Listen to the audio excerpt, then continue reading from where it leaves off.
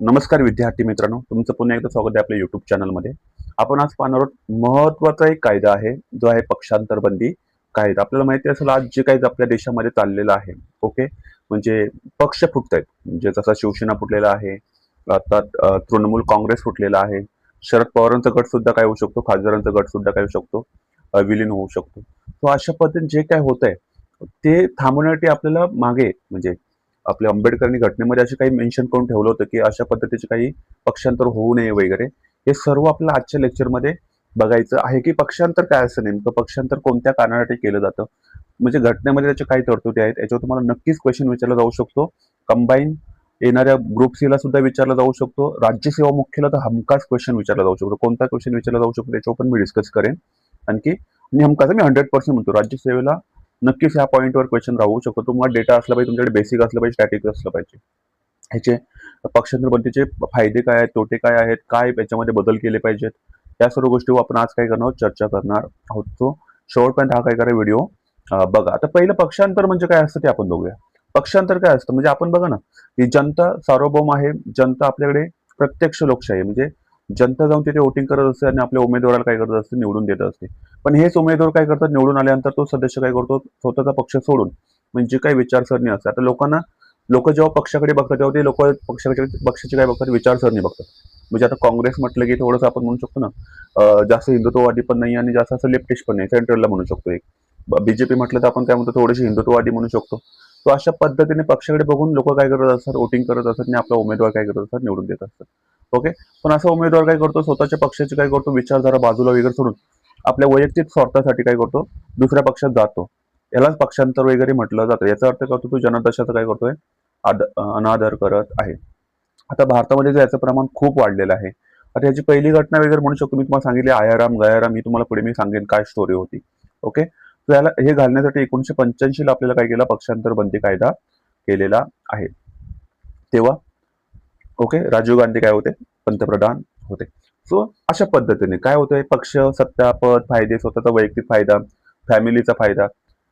आता खूप सारे मी वैयक्तिक आपण हा लेक्चर कोणासाठी वैयक्तिक टीका करण्यासाठी आपण केलेला नाही. आता शिवसेना वगैरे जे काय आहे ते आपल्याला त्याच्याशी काही देणं घेणं नाहीये. आपलं कहणं आहे की आपल्याला आपल्याला लक्षात ठेवा, हे सुद्धा लिहायचं नाही जेव्हा आपण राज्यसेवा मुख्य परीक्षेला किंवा युपीएससीला जाऊ, लिहायला जाऊ, तेव्हा तुम्हाला कोणाचंही नाव मेन्शन करायचं नाही. तुम्हाला न्यूट्रल राहायचं, लक्षात ठेवायचं. सो लिहिताना आन्सर रायटिंग करताना केअरफुली करायचं. कसं करायचं, कोणत्याही व्यक्तीचं नाव लिहायचं नाही तुम्ही तिथे. ओके. सो आपला तो अधिकार नाहीये. सो लिहिताना आपण काय करू शकतो, एखाद्याचं नाव एक्स वाय झेड वगैरे टाकून वगैरे आपण काय करू शकतो, उदाहरण देऊ शकतो. सो एका पक्ष दुसऱ्या पक्षात काय करतात ते लोक, कशासाठी, तर स्वतःसाठी सत्तेचा फायदा. आणि सांगताना काय गोड कारण देतात की आपल्याला इथल्या मतदारसंघातले काय करायचे, कामं करण्यासाठी निधी भेटत नाही जेव्हा आपण विरोधी पक्षामध्ये असतोय.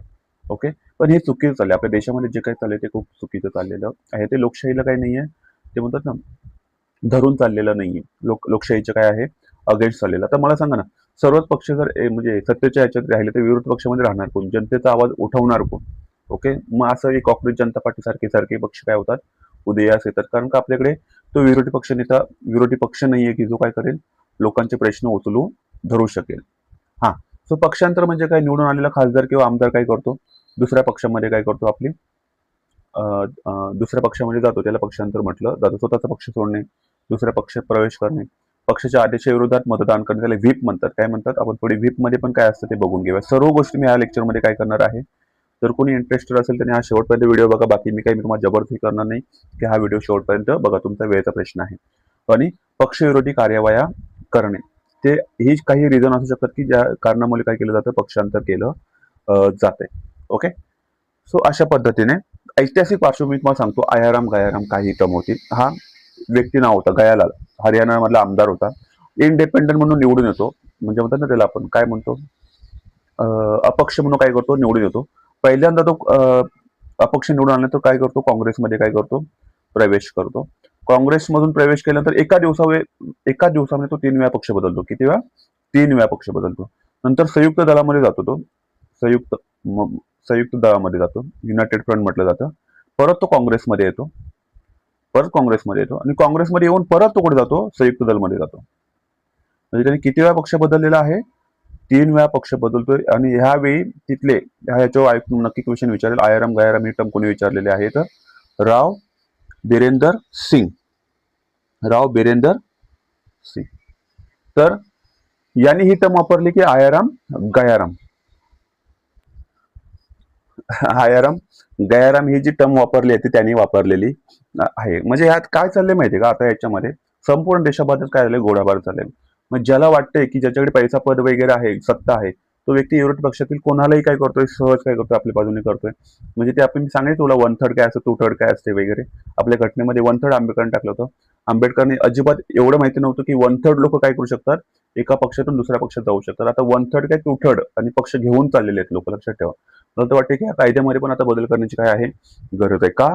तर जो पक्ष स्थापन करतोय त्या व्यक्तीला काही व्हॅल्यू राहिलेली नाहीये. आपण खूप सारे एक्झाम्पल महाराष्ट्रामध्ये किंवा बंगालमध्ये घेऊ शकतो. जो व्यक्ती पक्ष स्थापन करतो त्या व्यक्तीला काही महत्व राहिलेलं नाही. म्हणजे पुढे जाऊन असं बघा ना, एखादा व्यक्ती काय करतो, पक्ष स्थापन करतोय, त्याला 10 आमदार निवडून येतात. मग हे 10 आमदारातले मधले काय करतात, 1/2 म्हणजे 7 हे लोक एकत्र येतात आणि पक्ष सोडून जातात आणि पक्षाबरोबर आपले चिन्ह पण घेऊन जातात आणि नाव पण घेऊन जातात. हे किती रॉंग आहे बघा, किती. म्हणजे ज्या व्यक्तीच्या विचारसरणीवर तुम्ही निवडून आलेला असतात, ते त्यातले 7-8 जण काय करतात, वेगळा विचार करतात आणि पक्ष पण घेऊन जातात आणि चिन्ह पण घेऊन जातात. खूप रॉंग आहे. आणि हे खूप रॉंग म्हणजे याच्यावर विचार करण्याची काय आहे, सर्वोच्च न्यायालयाला गरज आहे. ओके. आणि निपक्षपातीपणे काय करण्याची गरज आहे, हे तुम्ही लिहू शकता वे फॉरवर्ड वर, मी पण तुम्हाला सांगेन. ओके. अशा पद्धतीने पक्षांतर बंदी ही लोकशाही नाही तर दुकानशाही चालू झालेली आहे. ज्याला जो वाटतंय तिथे तो काय करतोय, आपल्या फायद्यासाठी काय करतोय, चाललेला आहे. मतदाराचा कोणीही विचार करत नाही. आपण थोडंसं स्टॅटिक बघू, याचा घटनात्मक आधार काय आहे. तर घटनात्मक आधार काय आहे, तर ह्याची पहिल्यांदा घटना दुरुस्ती झाली 1985 ला. 52वी घटना दुरुस्ती 1985 होते. पंतप्रधान राजीव गांधी होते. अनुसूचित 10वी ऍड केली आम्ही. पहिल्या अनुसूचित फक्त 8 होत्या. पहिल्या घटना दुरुस्तीने 9वी ऍड केली आणि आपल्या 52व्या घटना दुरुस्तीने 10वी ऍड केली, लक्षात ठेवा. आणि लागू झाली संसद आणि राज्य विधिमंडळाला. असा एक क्वेश्चन विचारला जाऊ शकतो, पक्षांतर बंदी कायदा हा जिल्हा परिषदेला किंवा पंचायत राजला लागू आहे का, तर अजिबात नाही. हा कुणाला लागू आहे, फक्त आपल्या संसद आणि राज्य विधिमंडळ. इथे तुम्हाला नक्की क्वेश्चन विचारला जाऊ शकतो. ओके. तर 10वी अनुसूची काय आहे, तर या 10व्या अनुसूचीमध्ये आपण 3 कारण दिले आहेत. किती कारण दिलेली आहेत आपल्या संविधानामध्ये, आपण किती कारण मेन्शन केले आहेत. जर एखादा व्यक्ती एका पक्षाच्या चिन्हावर निवडून येतोय आणि तो जर निवडून आल्यानंतर दुसऱ्या पक्षात काय करतोय, पक्षांतर करतोय, तो सदस्य काय होईल, अपात्र होईल. एका पक्षाच्या चिन्हावर निवडून आलेला आहे आणि दुसऱ्या पक्षात काय करतोय, पक्षांतर करतोय, तो अपात्र होईल. त्याला परत निवडणूक लढवावी लागेल. पुढचा, एखादा अपक्ष निवडून आलेला आहे. काय आलेला आहे, अपक्ष. अपक्ष जर निवडून आला आणि त्याने जर निवडणूक झाल्यानंतर दुसऱ्या पक्षात काय केलं, पक्षांतर केलं, तो सुद्धा काय होईल, अपात्र होईल. त्याला अपक्षच राहावं लागेल. काय राहावं लागेल, अपक्षच राहावं लागेल. दुसऱ्या पक्षात तो जाऊ शकत नाही. आणि एखादा नॉमिनेटेड आहे, ज्याला आपण नामनिर्देशित म्हणतो. नॉमिनेटेड कोण करतं, आपल्याकडे राज्यपाल किंवा राष्ट्रपती. त्याने 6 महिन्याच्या आत सांगायचं की मला कोणत्या पक्षात जायचं. 6 महिन्याच्या आत, 6 मंथच्या आत सांगायचं कोणत्या पक्षात जायचं. 6 महिन्यानंतर त्याने जर कुठली पार्टी जॉईन केली तर तो काय होईल, अपात्र होईल. लक्षात ठेवा मी काय म्हणतोय. 6 महिन्यानंतर जर त्याने कुठली पार्टी जर काय केली, जॉईन केली, तर तो अपात्र होईल. त्याला परत निवडणूक लढवावी लागेल. ओके. अपात्रच होईल, लक्षात ठेवायचं.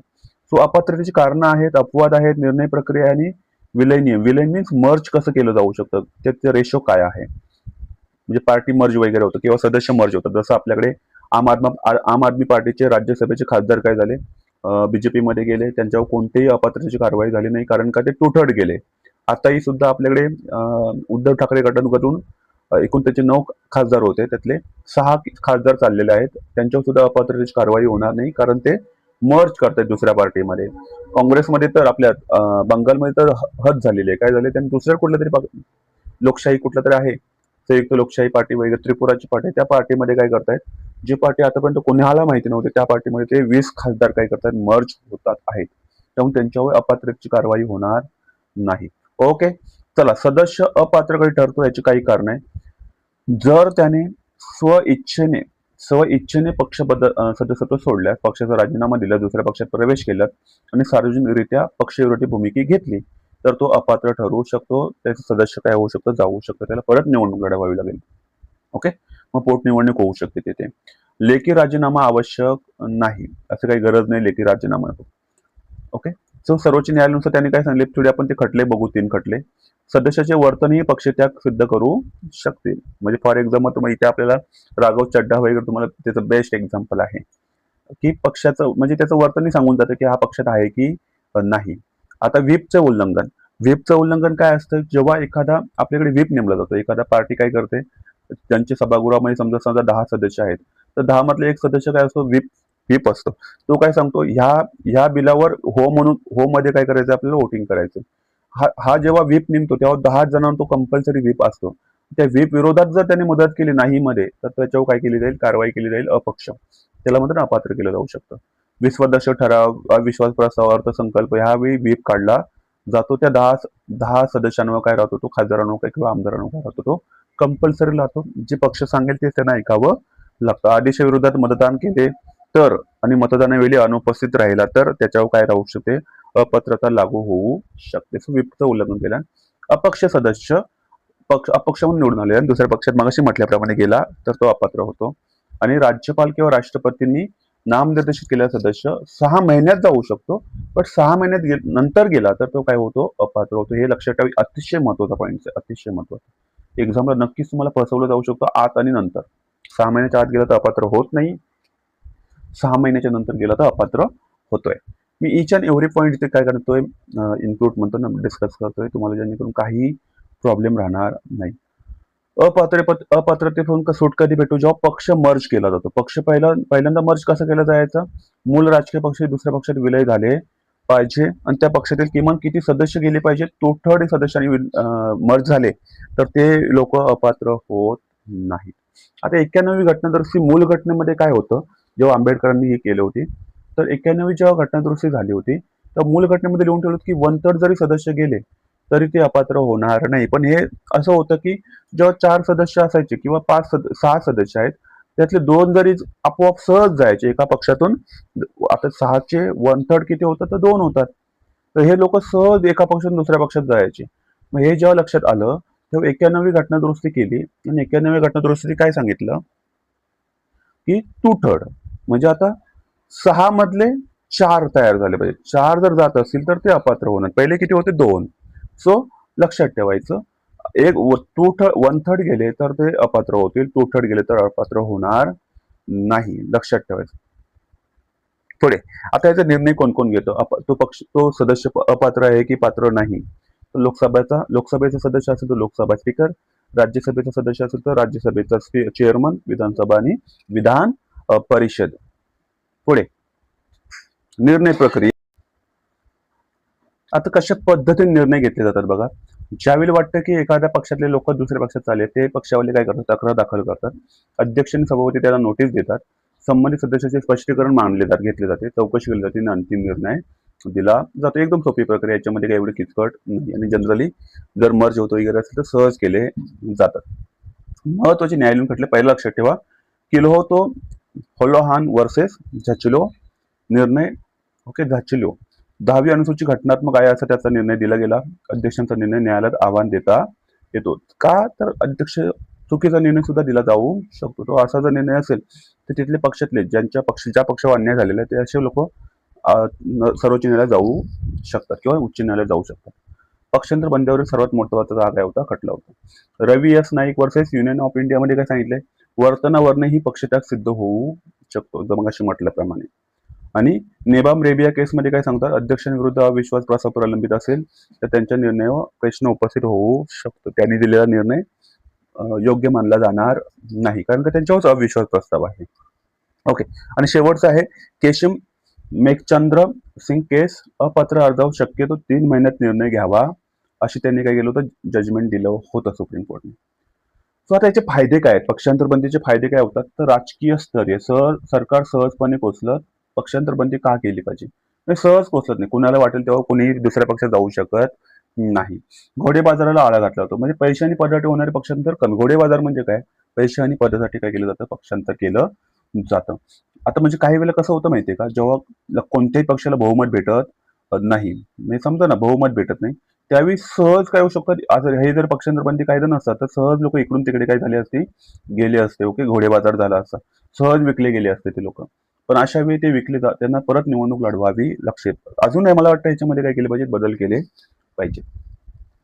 जनादेशाचे संरक्षण, मतदारांचा कौल अबाधित राहतो. आता असं काय बघा, याचे फायदे पण आहेत, तोटे पण आहेत, टीका पण आपण बघू शकतो. जर पक्षांतर बंदी हा अजून म्हणतात टू थर्ड, म्हणजे पक्ष एकदा जर निवडून आला तर परत तो काय होणार नाही, दुसऱ्या पक्षात जाऊ शकत नाही, असं जर असेल तर पक्षप्रमुख त्याच्यावर काय करू शकतो, अन्याय केला जाऊ शकतो पक्षप्रमुखांकडून. पक्षप्रमुख आपले मनमर्जी करू शकतात, मनमानी करू शकतात, त्या खासदारावर खासदारावर काय करू शकतात, ते अन्याय करू शकतात, असंही होऊ शकतं. So, दोन्ही बाजून आपण दोन्ही बाजू आपण बघितल्या पाहिजे. तर राजकीय स्तरीय सरकार कोसलत नाही, घोडेबाजार आला घातला जातो, जनादेशाचे संरक्षण होतं आणि पक्षशिस्त वाढते पक्षांतर बंदी कायद्यामध्ये. आणि पक्षांतर बंदीवर कायद्यावर टीके काय होतात, तर सदस्यांचे स्वतःचे मत मांडण्यास काय येते, अडचण येते, लक्षात ठेवा. ते मांडू शकत नाही. व्हीपचा अतिरेकी वापर, म्हणजे जो पक्ष सांगेल तेच त्यांना करावं लागतं, त्यांनी स्वतःचे अभिव्यक्ती त्यांच्याकडे नसते. म्हणजे आता व्हीपमध्ये सांगितलं ना तुम्हाला, जरी तो कायदा चांगला नसेल तर तुम्हाला हो मध्ये काय करायचं, मतदान करायचं, असं जर व्हीप निघाला तर तो सर्व सदस्यांना काय राहतो, बंधनकारक राहतो. तुम्ही त्याच्या विरोधात जाऊ शकत नाही, अदरवाईज अपात्र व्हाल. म्हणजे व्हीपचा सुद्धा गैरवापर केला जातो. अध्यक्षांची काय असते, पक्षपाती भूमिका असते. याचं बेस्ट एक्झाम्पल आपल्या महाराष्ट्रामध्ये जे 2 पक्ष फुटले, लक्षात ठेवायचं. ज्यावेळी आपल्या सभापतींनी काय केलं, अध्यक्षांनी याचा गैरवापर केला. निर्णयास विलंब, की आता बघा ना 5 वर्ष झालेले आहेत त्या म्हणतात ना फूट पडून, अजून निर्णय दिला जात नाही. आणि टू थर्ड विलय तरतुदींचा काय केला जातोय, गैरवापर केला जातोय. सहज टू थर्ड काय होत आहेत, एका पक्षातून दुसऱ्या पक्षात जात आहेत, लक्षात ठेवायचं. म्हणजे मला तर एवढं म्हणायचं, असं काय म्हणजे सुप्रीम कोर्टला पण याच्यामध्ये समजलं पाहिजे. जर एखाद्या पक्षाच्या फक्त 3च आमदार किंवा खासदार निवडून आलेत, तर तिघं सहज जाऊ शकत नाहीत का? आणि तिघं जर गेले आणि त्याचे पक्ष पण घेऊन गेले, चिन्ह पण घेऊन गेले, तर त्या पक्षप्रमुखांनी करायचं काय? पुढे आता महाराष्ट्रातलं महत्व, शिवसेना प्रकरण आपल्या सर्वांना माहिती 2022 मध्ये फूट पडलेली होती, एकनाथ शिंदे गट आणि त्यानंतर हा पूर्ण कायदा काय झाला, परत चर्चेमध्ये आलेला होता. आणि तुटक सदस्यांच्या नियमाचा वापर आणि अध्यक्षांचे अधिकार हे मुख्य मुद्दे ठरलेले होते. पण इथे एक चुकीची अशी घटना घडली की हे लोक चिन्ह पण घेऊन गेले आणि सर्व घेऊन गेलेले आहेत. तो हे चुकीचं आहे. तुम्ही दुसऱ्या पक्षात जा, दुसऱ्या पक्षात मर्ज झाला, ते काय, पण तुम्ही घटनेला अनुसरून गेलात. पण तुम्ही चिन्ह पण घेऊन जात असाल आणि पक्षावर दावा करणार असेल तर ते खूप चुकीचं आहे. ओके, सो युपीएससी मेनसाठी वगैरे काय विचारलं जाऊ शकतं, तर पक्षांतर बंदी कायदा भारतीय लोकशाहीतील राजकीय स्तरीय आणि जनादेश संरक्षणासाठी महत्वपूर्ण आहे. मात्र लोकप्रतिनिधींचे वैचारिक स्वातंत्र्य आणि पक्षशिस्त यांच्यात काय आहे, संतुलन राखण्यासाठी निर्णय प्रक्रिया अधिक स्वतंत्र आणि पारदर्शक व वेलबद्ध करण्याची काय आहे, गरज आहे, लक्षात ठेवा. नंतर अदरवाईज आता जे आपलं चाललंय शिवसेनेबद्दल तसं होऊ शकतं. प्रिलिम्सला काही क्वेश्चन विचारले जाऊ शकतात. तर 52वी घटनादुरुस्ती कधी झालेली आहे, 1985 ला झाली. कोणती अनुसूची ऍड केली, 10वी अनुसूची. ती कशासाठी होती, पक्षांतर बंदी कायदा. 91वी घटनादुरुस्ती परत झाली 2003 ला, आणि तिथे सांगितलं की 1/3 जी काही तरतूद आहे ती आता 1/3 नसून 2/3 झाले. म्हणजे 1/3 नाही, 2/3 जर गेले तर ते मर्ज मानलं जाईल. ओके, म्हणजे वैध मानलं जाईल. व्हीपचं उल्लंघन केलं तर अपात्र व्हाल. अपक्ष सदस्यांनी दुसऱ्या पक्षात गेला, अपात्र व्हाल. मध्ये काय सांगितलं, सर्वात महत्वाचा हा घटनात्मक आहे. ओके, निर्णय अध्यक्ष आणि सभापती घेतात. आयाराम गायाराम ही पक्षांतराची काय आहे, ती पार्श्वभूमी. ती नक्कीच क्वेश्चन एक्झामला विचारला जाऊ शकतो. ओके, आय होप तुम्हाला हा लेक्चर समजला असेल. फायदे तोटे वगैरे आपल्या पक्षांतर बंदी कायद्याच्या सर्व गोष्टी तुम्हाला समजल्या असेल. आपण इथे थांबूया. व्हिडिओ जर आवडला असेल तर नक्की काय करा, लाईक करा, शेअर करा आणि सबस्क्राईब करा. ओके, धन्यवाद. जय हिंद.